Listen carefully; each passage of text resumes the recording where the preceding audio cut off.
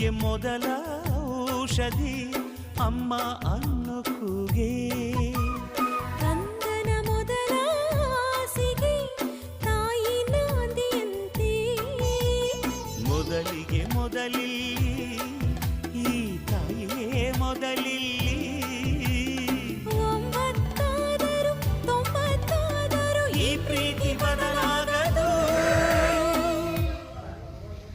ಗರ್ಭದ ಗುಡಿಯಲ್ಲಿ ಭಗವಂತ ತಾನೇ ಕುಳಿತ ಸ್ವಾರ್ಥಿಕಣು. ತಾಯಿಯು ಗರ್ಭವ ಕಂದನಿಗೆ ಮೀಸಲಿಡುವ ನಿಸ್ವಾರ್ಥಿಕಣು.